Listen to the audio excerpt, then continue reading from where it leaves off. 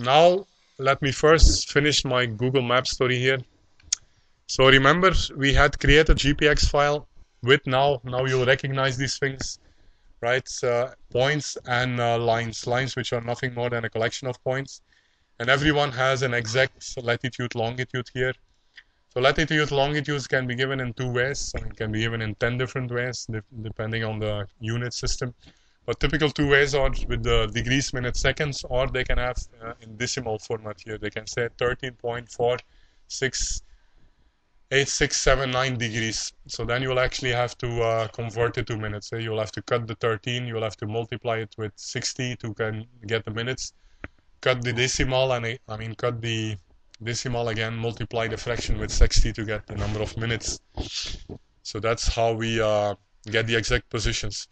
So this obviously would be a text file which a GPS would understand, right? Because the GPS would be able to show our current location and compare it to these trails and tracks and put these trails and tracks right on the proper location, basically. So let me now go a little bit to GPSs. I think it's important. So in the past we used this, we have typically used these GPS models from Garmin. So Garmin has a whole range of products. This is the Garmin GPS Map 60 CSX. So they use acronyms to indicate different options, different features of the GPS. So here you can see, it's not that clearly visible, but here you can see your first screen, the satellite screen. So when you switch on a GPS, it will start picking up the satellites which are on top. So in this case, we are somewhere on the Earth, probably somewhere in the US because we're at the west, 100 degrees west. We're somewhere in the north of the US because we're on top of the equator, 40 degrees.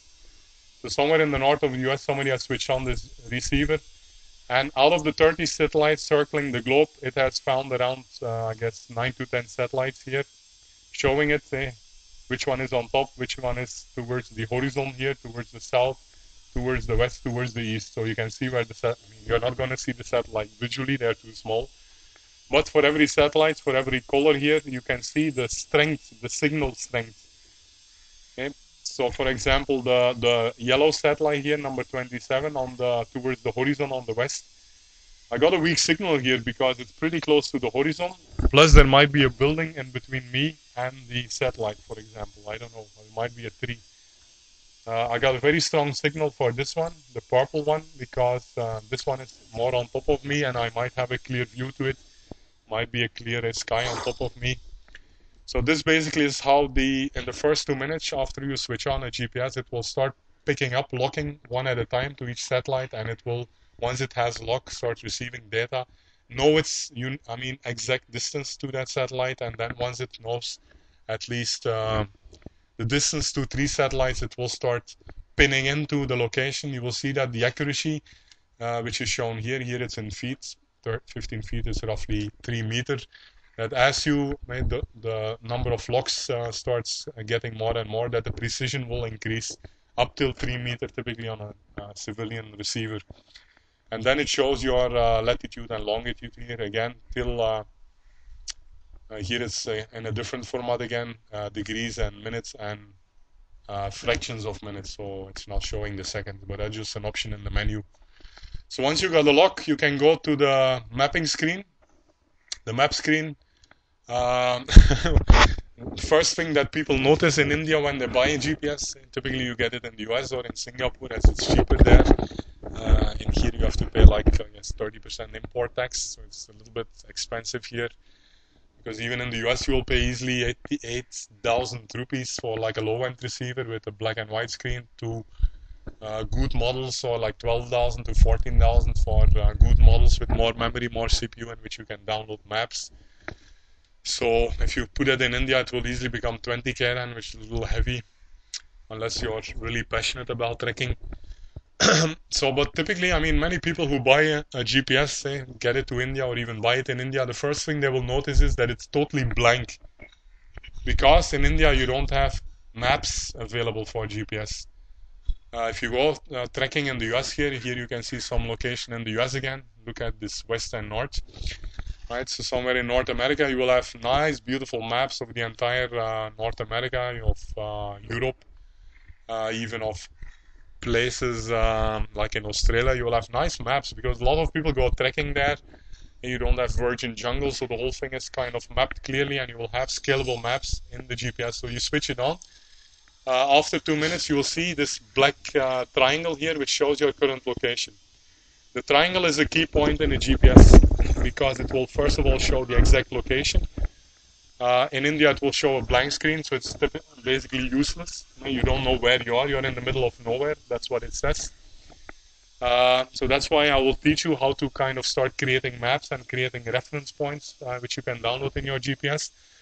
But before we come to that, first let's talk about this triangle. So the triangle will not only show, it will show two important aspects. It will first of all show your exact location, which again is only useful obviously if you have a map or a reference point so that you know, okay, I'm like 2 kilometers away from a peak.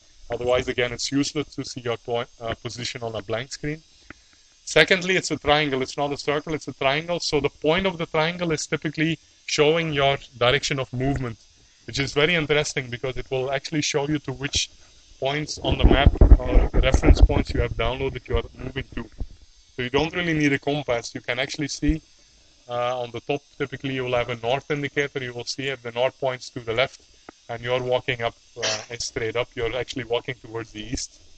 So I both see my direction of movement, I see where I am, which is like very useful, right, to identify your location.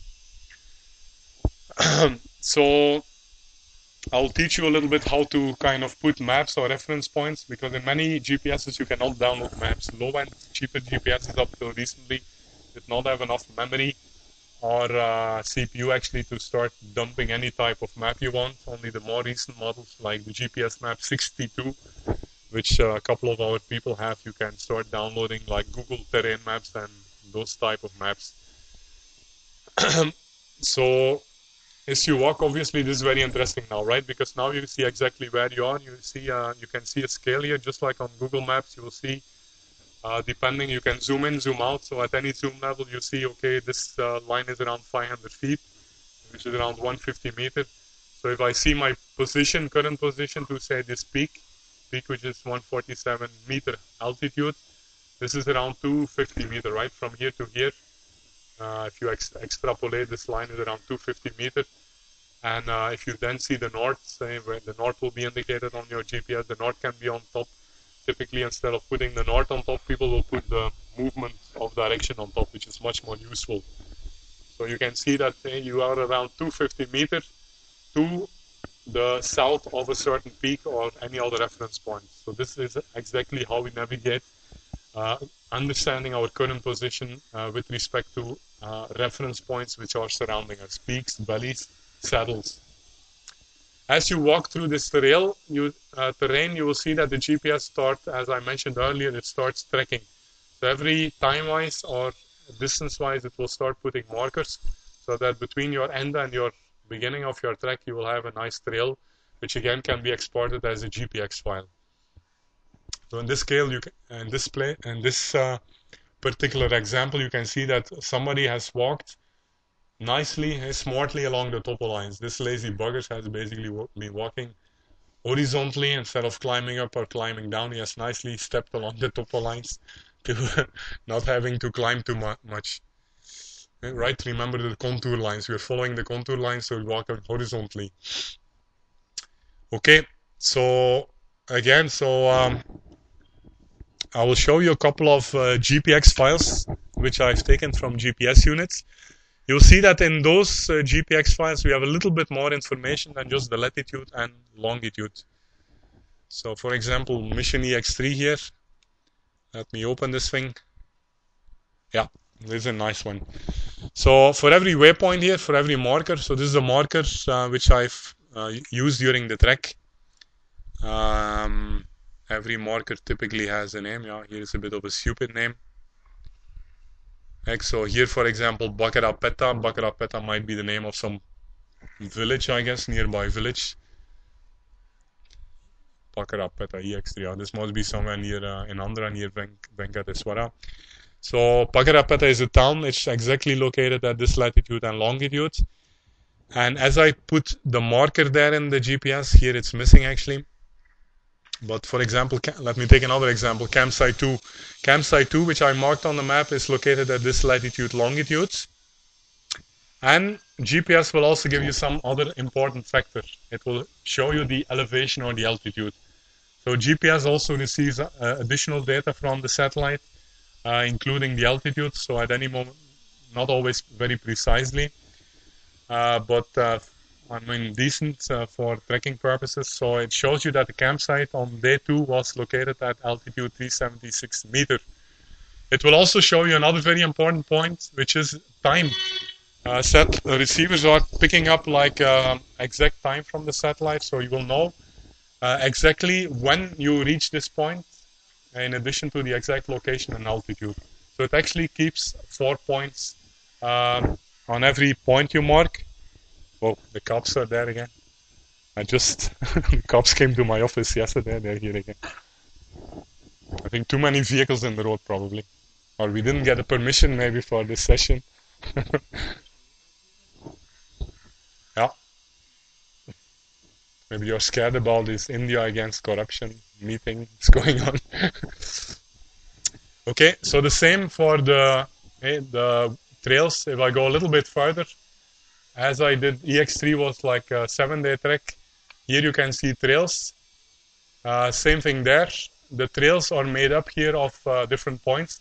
Every point will show the exact location, the altitude along the trail, and when I reach that point.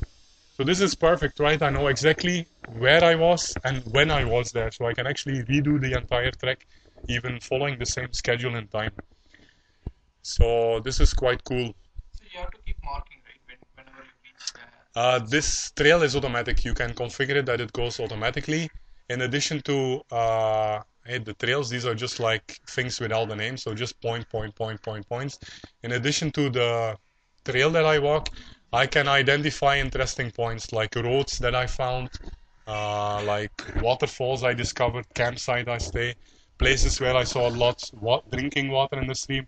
So any key piece of information which allows somebody else the next time to kind of follow this trail in the future, it will be very interesting to give him some hints. Where is a good campsite with water? Where it's easy to climb up? Where you discovered some old forest rest house built centuries ago, and that kind of stuff. Yeah, this is the log from the GPS, right? This will not be there in the maps that I created. If you look at my map, you don't see that there because I just clicked. I just clicked location. Vishal, I did not recognize you. Nice shave. So, right. Anyway, the main thing is one other important thing about this trail and this trail is that be very careful whenever you take a GPS log. And kind of a trail or a GPX file. Be always sure to ask whether this comes from a GPS, means this is an exact trail, or whether this comes from like an hand-drawn map. Because if you try to follow this exactly, you might be in big trouble. You might be falling down from a fall or something. So always understand that this is done on a computer, on a Google map. Depending on the precision of the map, this can be way off. It's not going to be bad. Typically, this will be okay within 50, 100 meters, but this doesn't have to be exact. Right, so if I go back to my, first of all, I've only looked at the topographic view. If I zoom in a little bit more in the satellite view, I can show you that this will be not really perfect. Right, it's a little bit dark on the satellite here. But here I can show you, for example, if I go back to edit mode, that I was not perfect. Right, if you look, the stream is actually located here. It's a little down here. Here this like the stream curves. Here I've actually gone over a hill, so the stream curves up a little this way, like this. So sometimes the satellite view is a very good view to fine-tune the exact location of especially streams, because streams leave a clear signature as they kind of they typically have running water, so they have dense vegetation around them.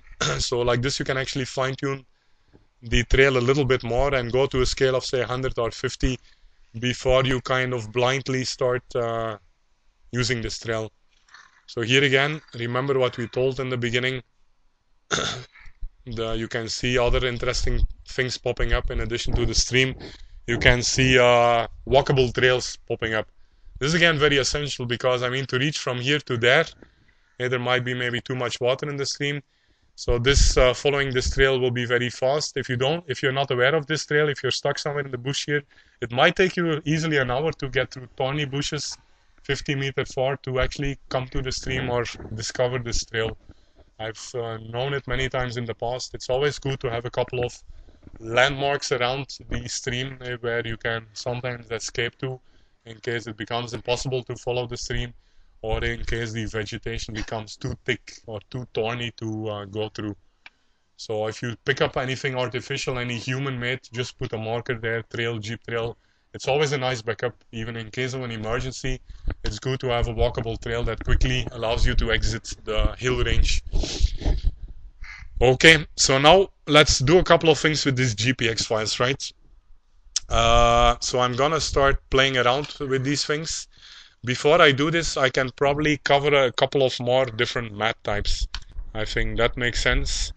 So let me just go to the beginning again of this presentation. And so far we have only been looking at Google Maps. We had the city, the road maps. We had the terrain maps, remember, and we had the satellite maps which show vegetation. Maps of Google are very good because they have high precision. I mean, the resolution, the scale is very high. It's around 1 by 25,000 for a terrain map. So 1 centimeter on your screen corresponds to 250 meters, which is very decent. There are two other maps that I sometimes use. These are much, the scale is much less. This is around 1 by 200,000. So 1 centimeter corresponds to around 2 kilometers, right? Which is very rough because sometimes it could take you 2 hours to cover a kilometer in the hill, which means you're just covered, your map has only been useful for 1 centimeter. So let me take a look at two maps. The first maps are the US Army maps. US Army has kind of, as you can see here, has mapped India quite nicely. So the whole of India has been mapped. So every rectangle here will be one topographic map. A couple of things in addition to topographic map, to the typical contour lines, you will see that these maps and many other maps of this nature will have a lot more detail. So let me just download these. These are pretty big files because they cover an area of almost, I guess, 9 by 9 kilometers. They cover several minutes. A couple of interesting points on these maps.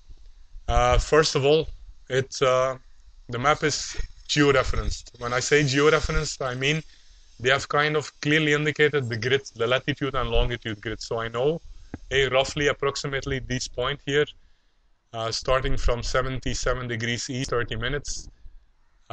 This is 45 here. So every line is around 5 minutes, is around 5 nautical miles. 1.8 kilometers, so it's around 8 kilometers. Right, so this is actually pretty big. This is around, I guess, easily 30 by 30 kilometers, this map.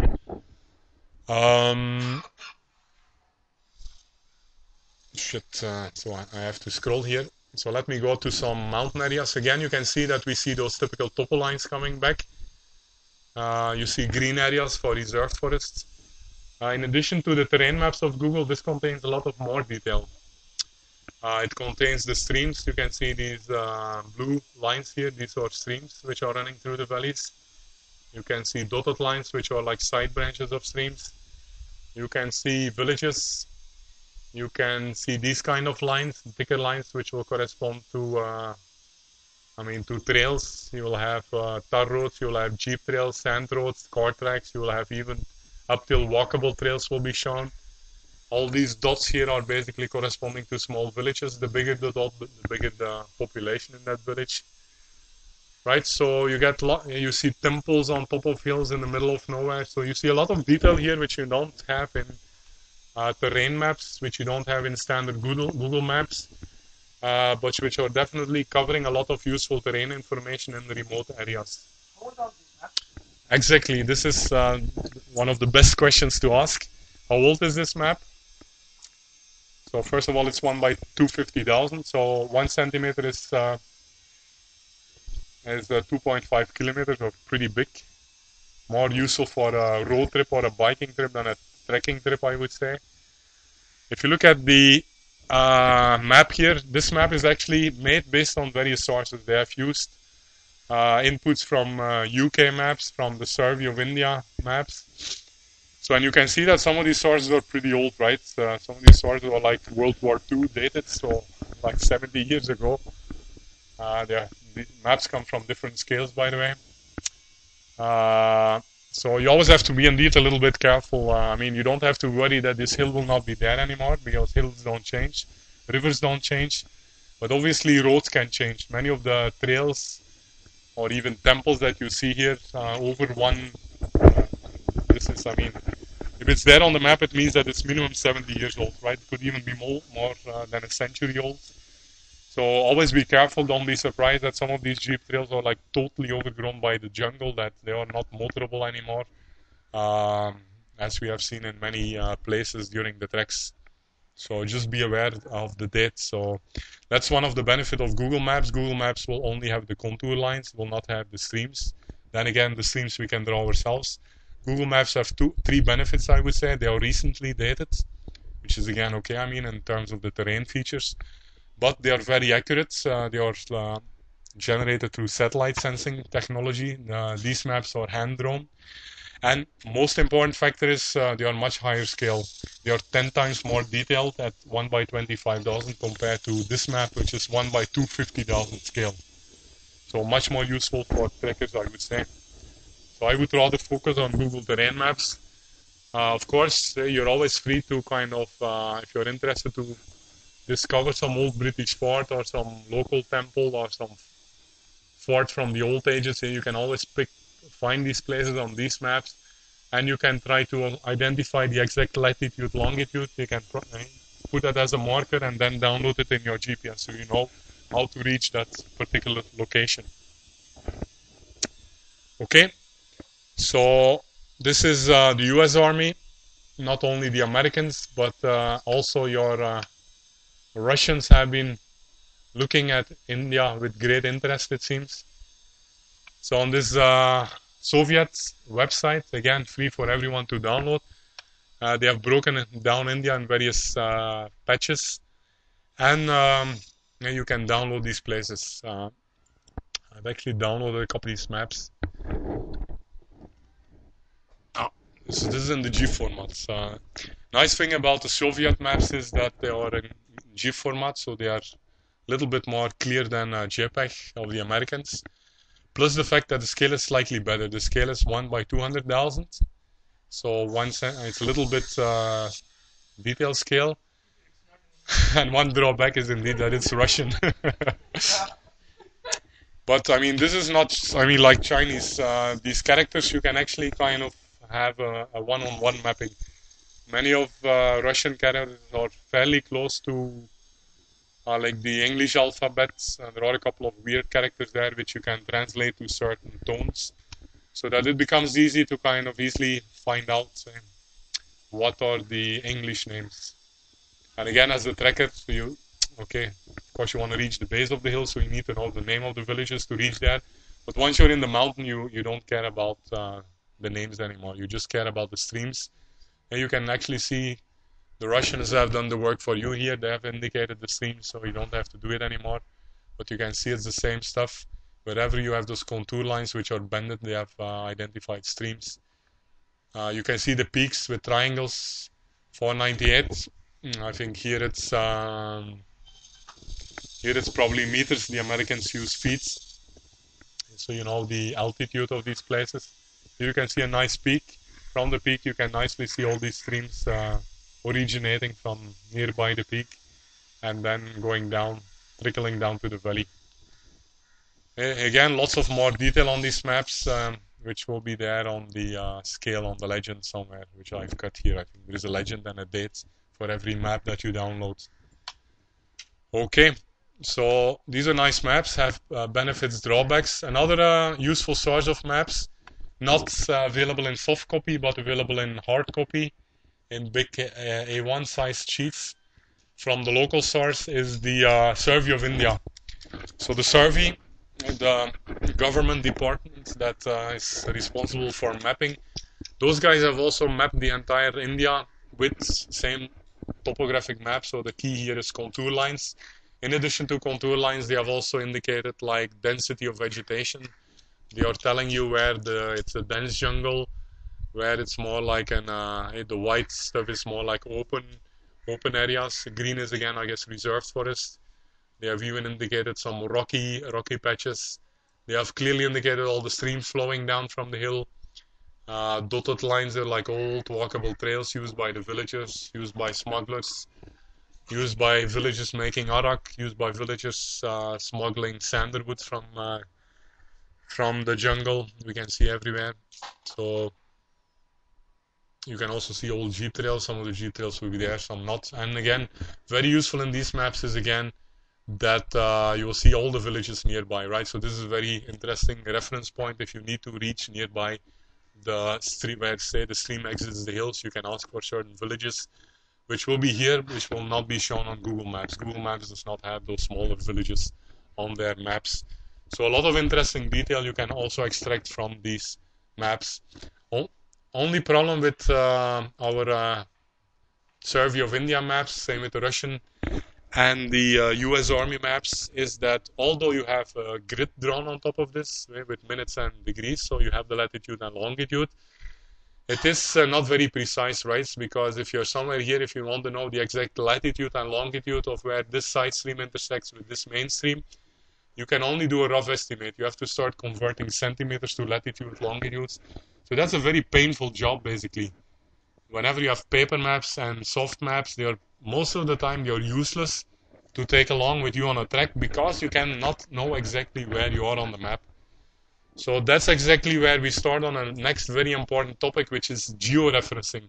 How can you georeference a map? How can you kind of identify each and every point on the map? How do you identify the exact location? So